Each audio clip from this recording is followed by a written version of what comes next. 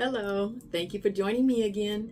Today I'm continuing the reading of The Children of the Law of One and the Lost Teachings of Atlantis by Jon Peniel. We are on chapter 18 at the part of Patience, Humility, Faith, and Trust. What a wonderful title, right? Welcome to all the new subscribers. Thank you for all the subscribers who have continued to return. I couldn't have done this without you. Please hit the like button, and those that are just waiting for the invitation, I send it to you now. Please subscribe. And let's continue with the reading of The Children of the Law of One and the Lost Teachings of Atlantis.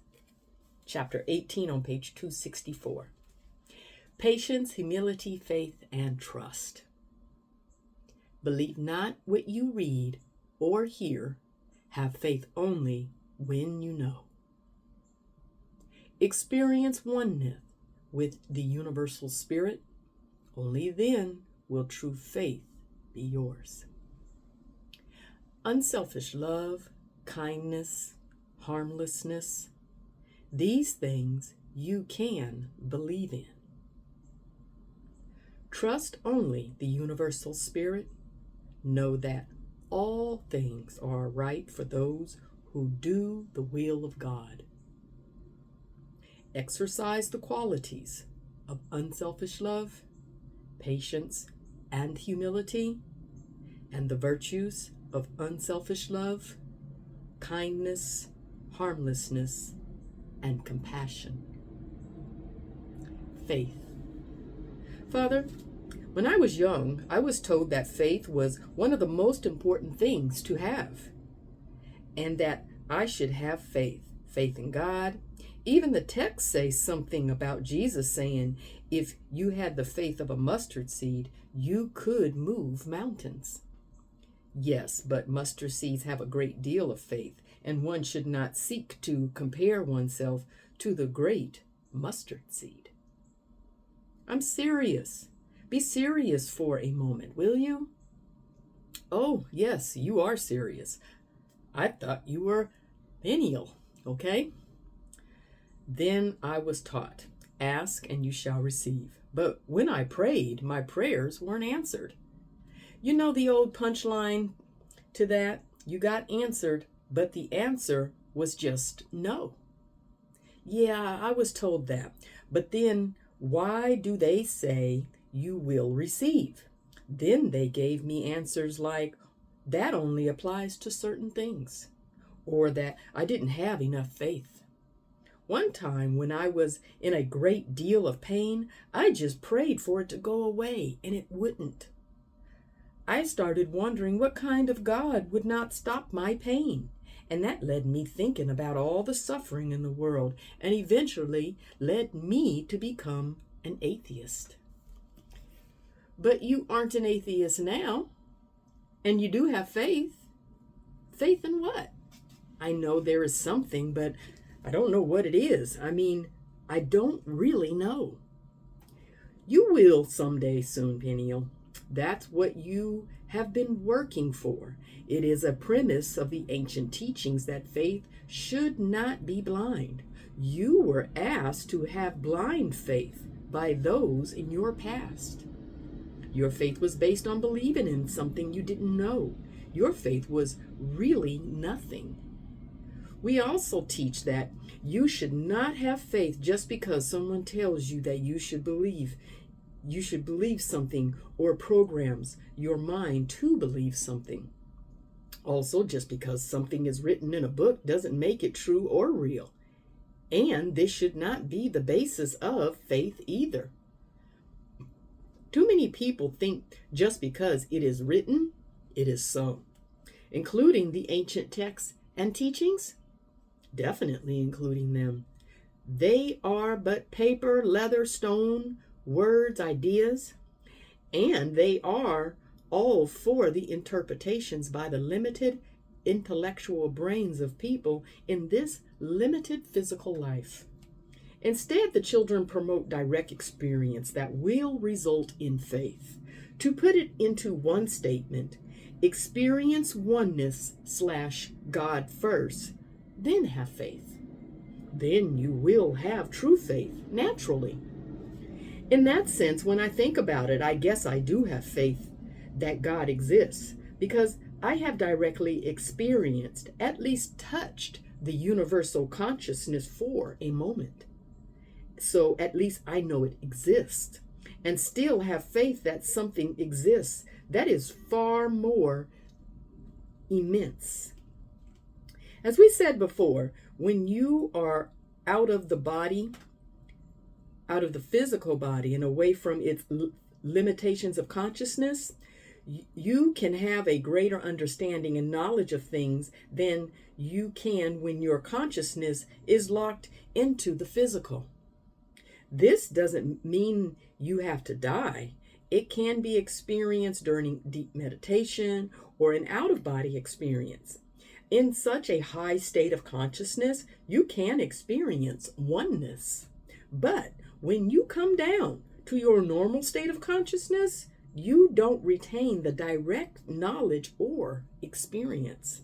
Once you have touched and experienced these higher levels of universal consciousness, though you can have a knowingness of what you experienced, at that point, even though you no longer directly experience total oneness with all, you know that such exists, and you know that there is more than you are aware of. This is when it is appropriate to have such faith. That is what you have, but there is much more when you finally do have a death experience and achieve enlightenment. Then you become part of it, and it stays with you. Once you know yourself that there is a God and a saintly hierarchy, a force that flows and interweaves with all things and can guide all things, and you are guided and part of it all, then you can have true, total faith. Even when you aren't directly in touch with knowing what is beyond the scenes, behind the scenes, you will be able to have faith that as long as you are surrendered to God and the universal will and flow, whatever happens will be right. I can't wait. Yes, you can, but you don't have to, yet you do. And the sound of one hand clapping, ask Yuri. He only has one. I will tell him you said that and ask to hear it. Enough of the Zen for now. Getting back to the point, until you have such an experience, there is one thing you can have faith in: unselfish love and its virtues. You can have faith, caring, kindness, harmlessness, compassion are good things, even though without universal consciousness to guide your decisions. These virtues can lead you to make mistakes. They are still far better to have than not. Trust. The ancient teachings say that because of the darkness that pervades most everything and everyone here on the earth plane, you should trust nothing and no one. Only the universal spirit and those with universal consciousness. This is a paradox, because if you are in the flow of universal will and you understand the universal spirit, you know you can trust that whatever happens is perfect and in a certain way. Thus, you can trust everything and everyone while trusting nothing and no one. Talk about Zen. Phew. Attributes of unselfish love. Patience and humility are virtues, but applied to spiritual growth, they are more than that. They are attitudes of letting go, surrendering to the universal flow. These are attributes of unselfish love. Patience. Mishael had this to say about it. Patience is usually associated with waiting, but patience as a spiritual attitude does not mean a state of standing still or passive waiting, but rather an active waiting, waiting to see what will come while you are submitting to universal will. For submission to the universal will brings subsequent manifestations of the universal spirit. Heavenly bodies exemplify this kind of patience. So does nature. From the I Ching, hexagram 5, waiting. All beings have need of nourishment from above, but the gift of food comes in its own time, and for this one must wait. This hexagram shows the clouds in the heavens giving rain to refresh all that grows and to provide mankind with food and drink. The rain will come of its own time. We cannot make it come. We have to wait for it. The idea of waiting is further suggested by the attributes of the two trigrams: strength within, danger in front. Strength in the face of danger does not plunge ahead, but bides its time, whereas weakness in the face of danger grows agitated and has not the patience to wait. From Stranger in a Strange Land, waiting is. From the Bible, be still and know that I am God. Mishael had more to say, which echoed my earlier problems with concentration during meditation. Patience is very pertinent to self-discipline and meditation. Almost always a person who begins to meditate will get frustrated. The separate self rebels against the attempt to transcend it and will shift the mind into higher gear, jabbering away and doing everything it can to distract the concentration. Furthermore, getting impatient with oneself because of a failing of self-discipline of any kind gives the separate self just what it wants. Such frustration is accompanied by stopping the self-discipline and feeding of negative thoughts. That's how the separate self succeeds in distracting you and getting you off course. These are tricks the self is using against you, pulling at you with, and they can only be overcome by having the patience to be consistent and persevering. Instead of wasting time and giving energy to the separate self by getting upset with yourself, simply start your meditation again, or start your self-discipline again. If you do this, you defeat its tricks and eventually win. Such patience pays off. From the I Ching, hexagram 52, keeping still, mountain. When a man has thus become calm, he may turn to the outside world. He no longer sees it in the struggle and tumult of individual beings, and therefore he has that true peace of mind which is needed for acting in harmony with them. Whoever acts from these deep levels makes no mistakes. Selfishness has created all our problems.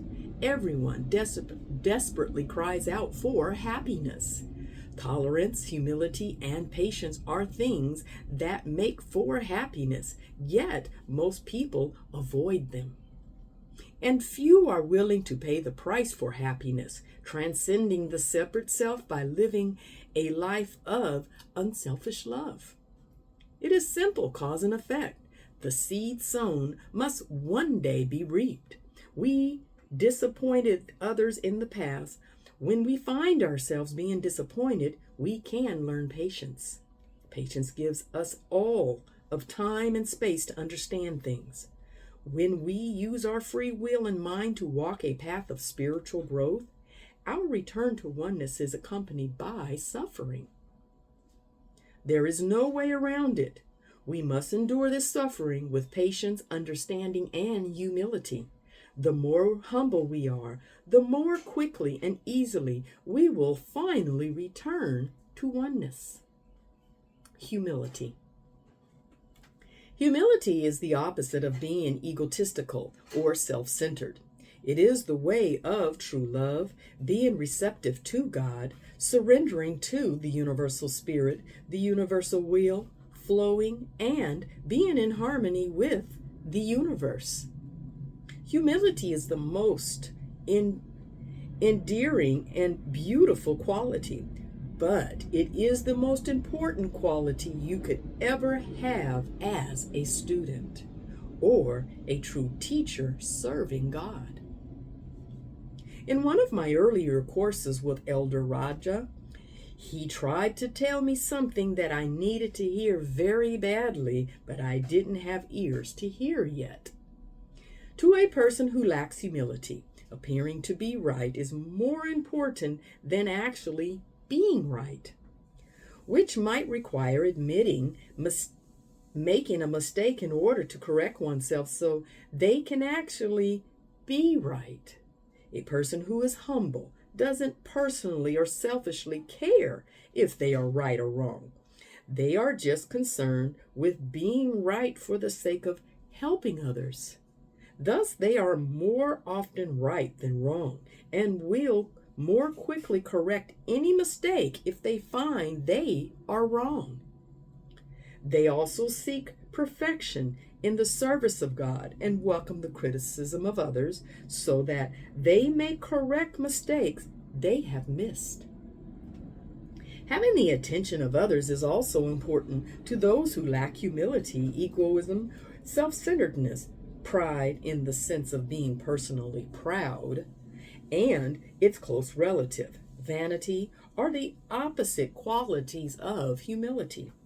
The egotistical and self-centered person wants to control everything his or her way and sees his or herself as the most important thing there is and the thing which all other things and all other beings revolve around. The prideful person wants credit for their accomplishment. The humble person attributes all of their success, capabilities, and accomplishment to simple facts of reality or God working through them rather than to their own prideful abilities. Then he looked directly at a new female novice who was fixing her hair while he spoke and said, "The person who gives importance to physical appearance also doesn't understand the beauty of humility." Mishael was quite fond of this saying, rather than the egotistical attitude of the separate self, which is one of being a great mountain. Humility is having an attitude of being a receptive little valley. Nature wears down the great mountain and fills the valley with rich topsoil, lakes, and abundance. Thus, a person who is truly humble and in need cannot be passed by and is made great by God. Zayn's favorite reference to the subject was, "Nature abhors a vacuum." My old Zen archery teacher's favorite saying was, "A cup must be empty before it can be filled." A humble person who is not full of their own self-centered thoughts and information is able to be filled with wisdom from the universal spirit. A person with a humble attitude learns very quickly, adapts to situations easily and quickly, flows with whatever changes are presented to them by life or people, and can communicate and relate to others better than anyone else. Why?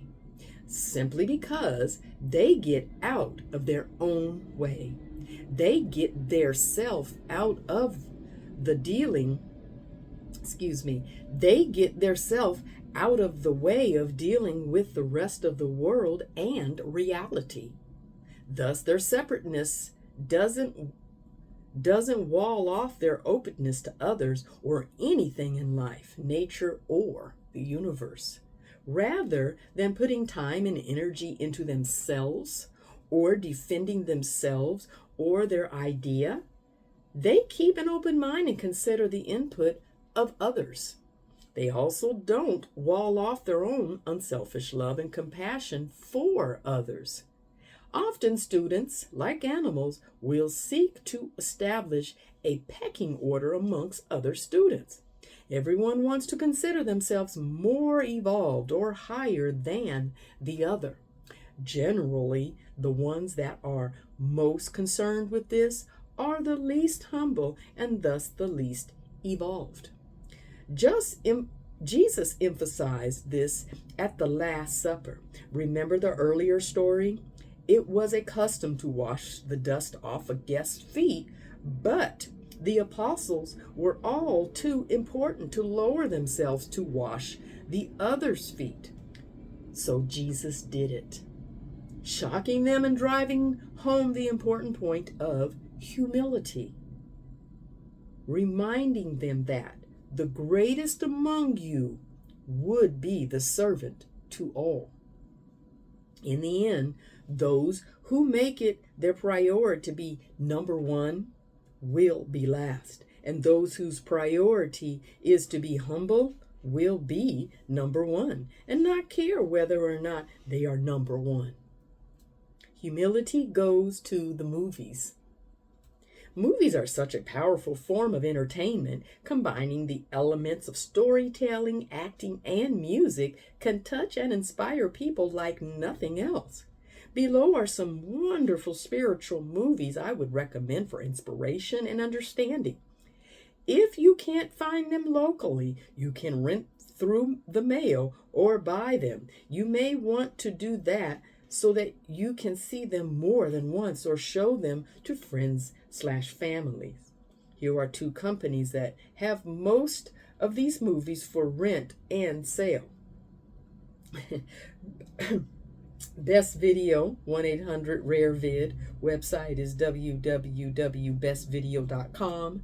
Video Vault at 1-800-VAULT-66, www.videovault.com.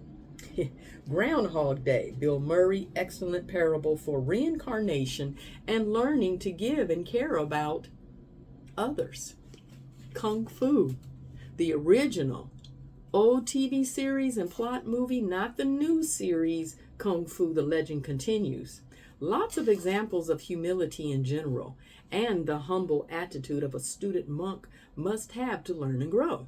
Lots of good spiritual lessons between a few kung fu fighting scenes. Lost Horizon, the story of a place called Shangri-La.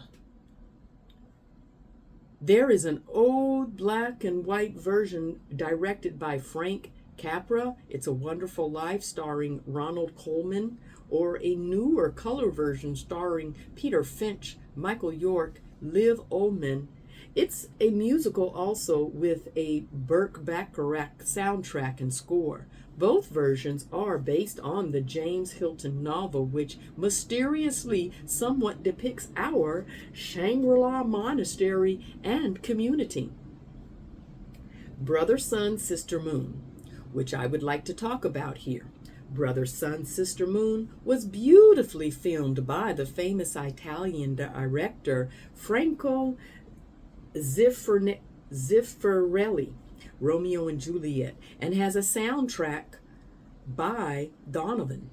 It is a true story of St. Francis of Assisi. It contains many examples of humility, but the scene where Claire expresses her realization of humility to Francis is one of the nicest examples. Francis has long ago left behind the normal world and lives a simple life as a beggar monk, serving God and attending the poor and a firm outside the city. Even though Claire is an exceptional person, and even prior to Francisco's St. Francis changes, she cared for the leopards who were exiled from the town. She has not dedicated her life to serving others or to God.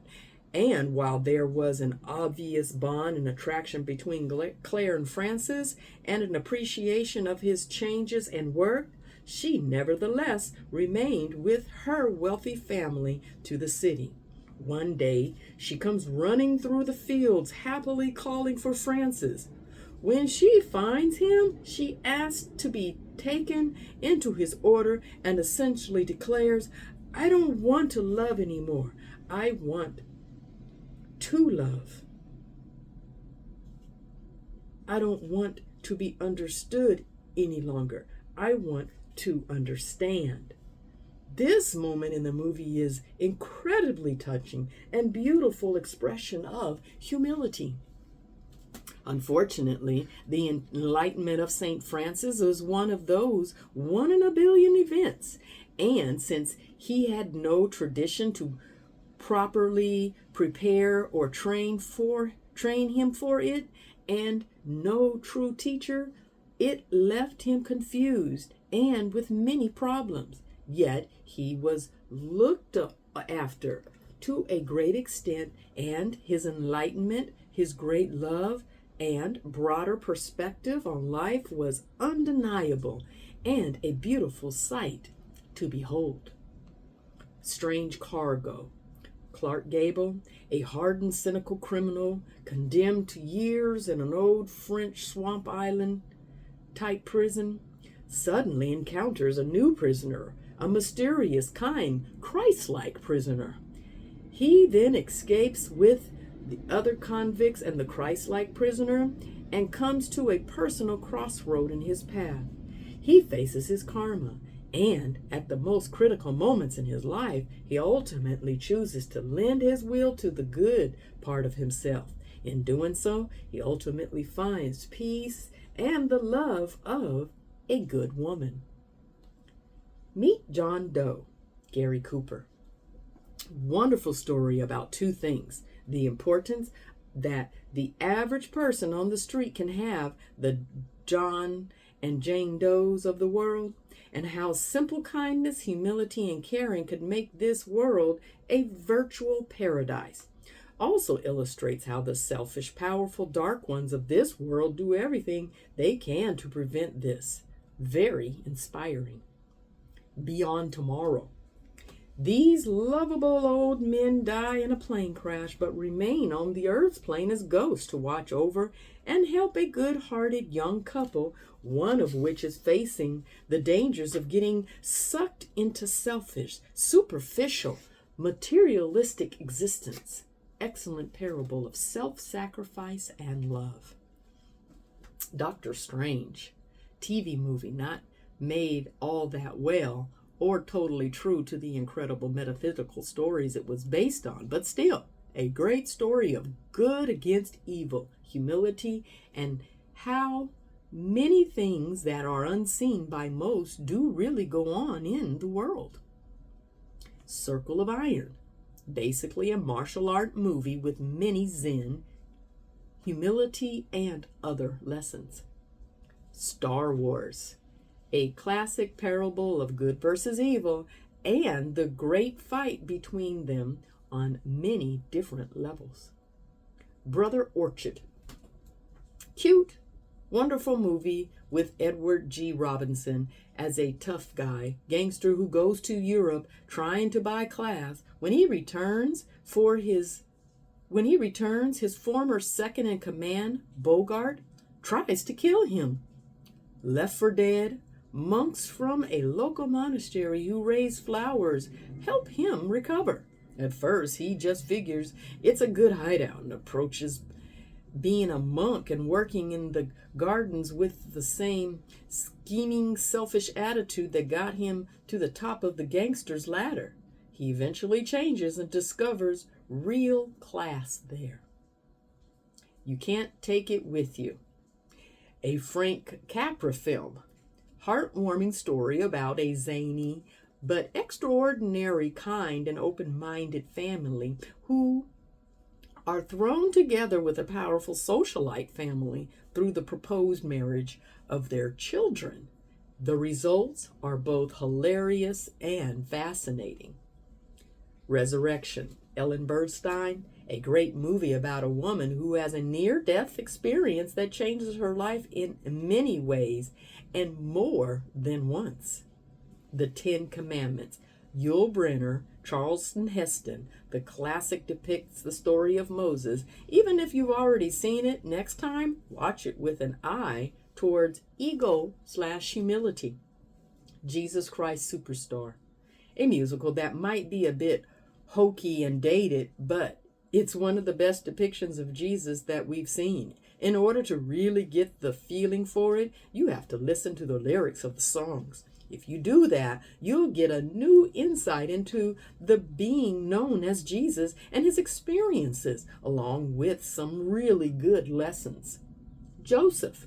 This movie beautifully illustrates the value of compassion and forgiveness.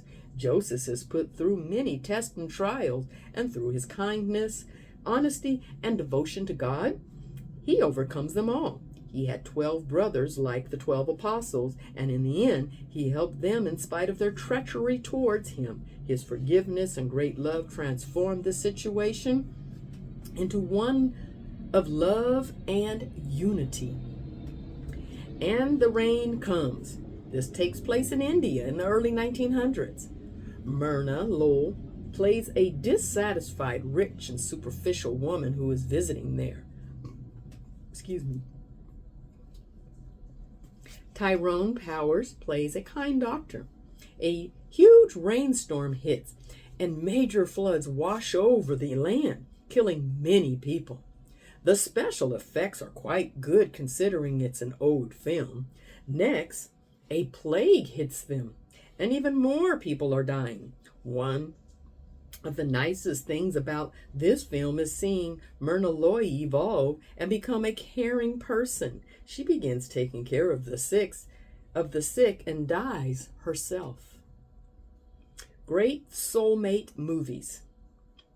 Since we're on the subject of movies, we might as well mention a few exceptional soulmate spiritual romantic movies.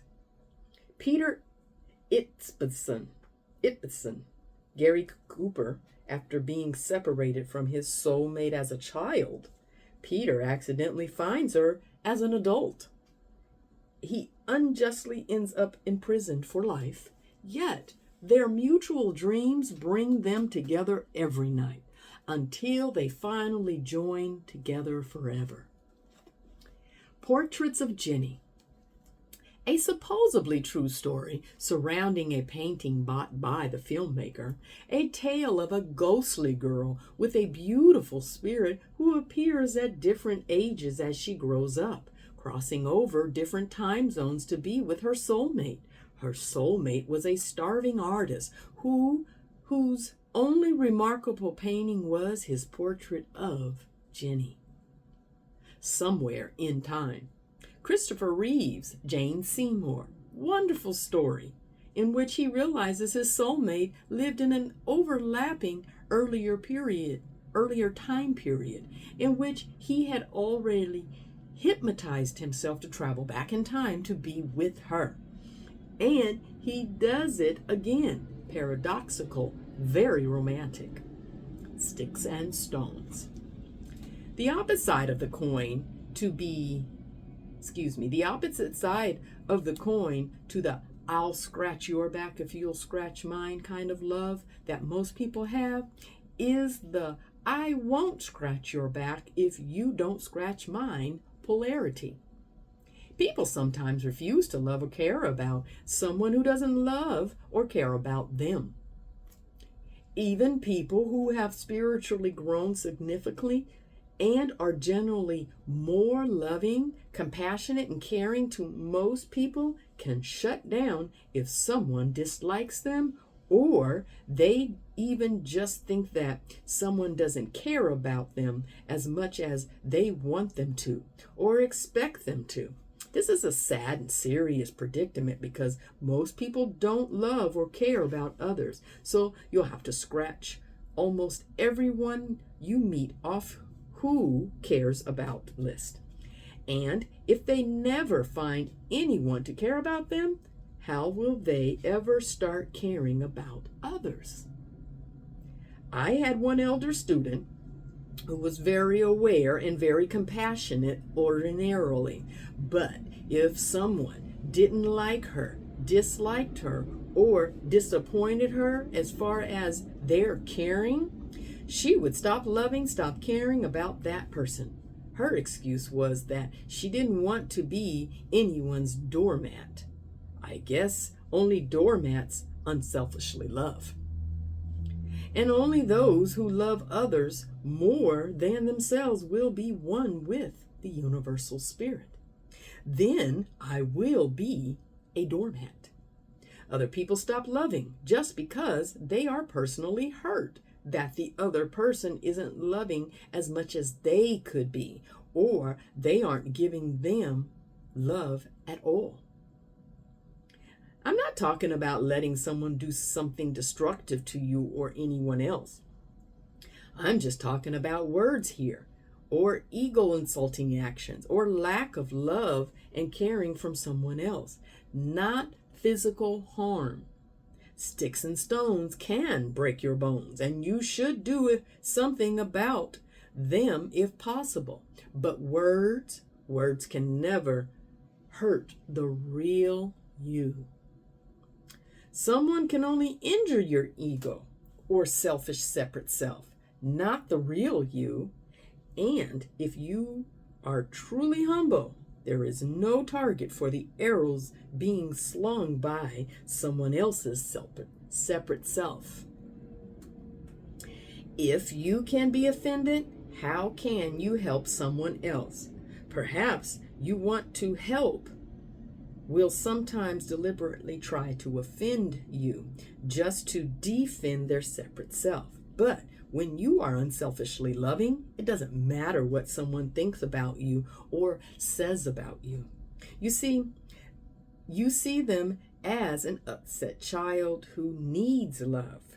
You realize that the reason they are striking out at you is because they have problems that need healing and transcending, problems that need your love and help. Sure, it hurts, and it can make you sad when someone you love doesn't love you.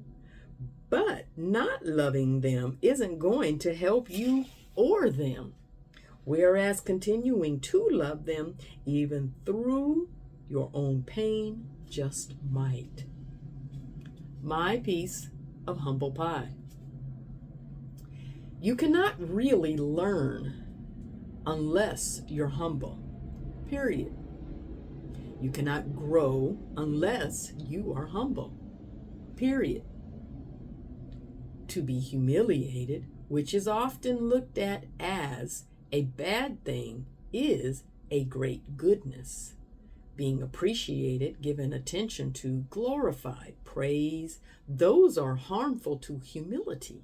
Humiliation could be the greatest gift someone could give to you.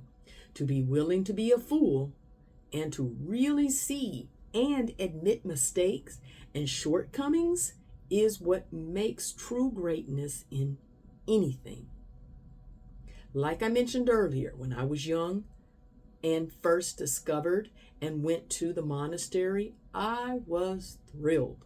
But I was a very egotistical young man.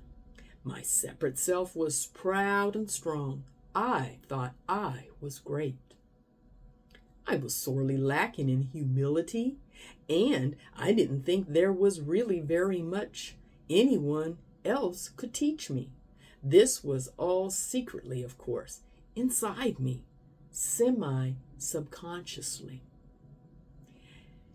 As it is in many spiritual orders, it is tradition to take or be given a new name when one starts their new monastic life. I had been bugging Zayn for a name for quite some time, and he seemed to avoid it, but finally he gave it to me. He recognized my monstrous ego and gave me an appropriate name. No, it wasn't Godzilla or Frankenstein. It was the name of a character from history. It was a very famous ruler, and depending on how you looked at it, a great and powerful leader. But this character was someone whose ego was so great that he thumbed his nose at God. I didn't know that at the time.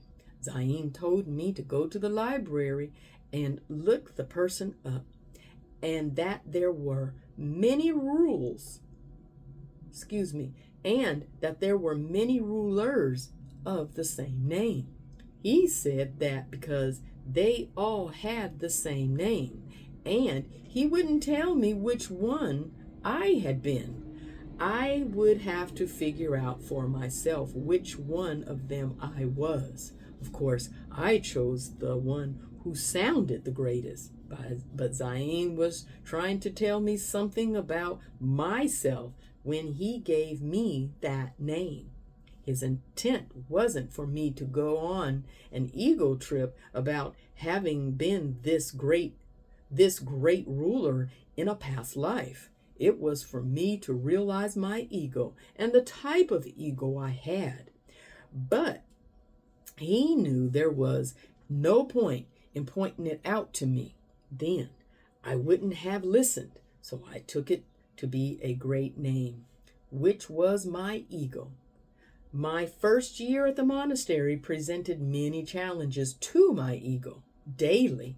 Soon, the pressure on my separate self, ego, was seemingly unbearable. Everyone always seemed to be in my face, pointing out my faults and showing me ways to improve. How dare they? From a humble point of view, this is food for the famished, but from a selfish state of mind, it's like being force-fed the kinds of food you hate. For someone who has an attitude that they don't really want to see any truth about themselves, it is a horrible nightmare. It means they don't really want to change also. As a consequence, I focused only on the insult of being corrected and the humiliation and destruction of self-esteem that came from being told I was always falling short. I was focused on the ego irritation rather than my spiritual growth. I began to consciously and subconsciously do things to create problems, ultimately resulting in my being asked to leave by a council of inner circle. I put up an appropriate argument, but really hoped to leave deep inside. My selfish separate self, my ego, had had enough, and I was letting it gain back lost ground. Upon my arrival back to my old life, I found it to be a breeze. Unbeknownst to me, even the little bit of forced ego transcension I had gone through made the previous big problems of my life seem insignificant. Life was easier without some of my baggage, but slowly I became snared in the web of my own selfishness again. It had only been 6 months, but like a cancer that wasn't completely eradicated, my ego grew back. The result problems in my life grew back, and the disease of my own separate self overtook me. My life fell apart. My girlfriend left me. I wasn't even a legal adult yet, but it seemed like my life was over, disintegrating and miserable. It was all worse than ever. I became deathly ill, and on my deathbed, I accidentally discovered what my name really meant. I saw the historical character I was named after being played in a movie on TV as I laid in a bed with a fever. It was God revealing it to me. What a monumental egoed out jerk the guy was. The realization of my grand egotism hit me like a ton of bricks. Finally, I saw myself in all its bull glory.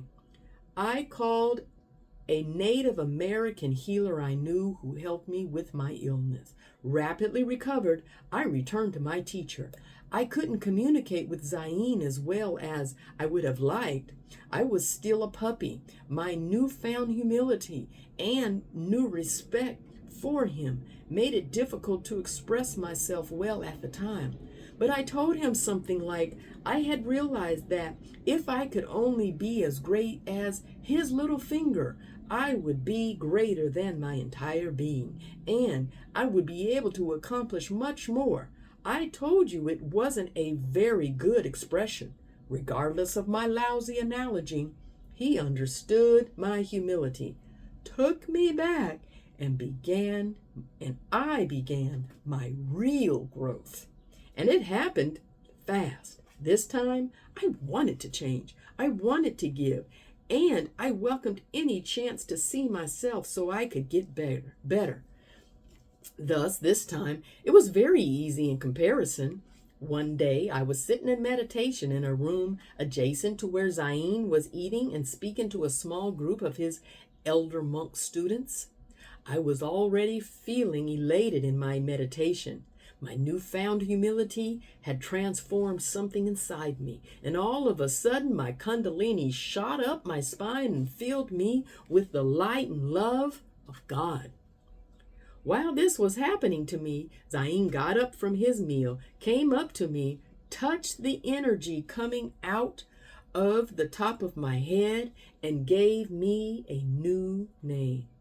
He will be called Peniel. He is now my eldest. And it's spelled P-E-N-I-E-L, Peniel. I didn't bother asking at the time what it meant. I was too high from being full of bliss and spiritual energy to care. In fact, I never asked. It just came to me one day. Ironically, I later found out that the bigger the ego, the more powerful one can manifest the universal spirit once that ego becomes a servant of the universal spirit. How appropriate. Now, do you want to have a hard time and protect your ego so others will think you're right all the time? Or do you want to have an easy time and be humble and become truly right all the time? Do you want others to think you're great, or do you want to be great? You're free to choose, and you will live the consequences of any choice you make. All right, that was the reading of chapter 18 of The Children of the Law of One and the Lost Teachings of Atlantis. There was a lot of lessons in there, right? Faith, humility, wow, ego, everything. A lot of old movie reviews, but hey, why not have a old movie day or something of that nature? Just, you and the universe, whatever. Thank you for listening. Please subscribe, hit that like button, share this video, and please continue to come back to finish listening to me read The Children of the Law of One, the Lost Teachings of Atlantis. And until then, have the most benevolent day.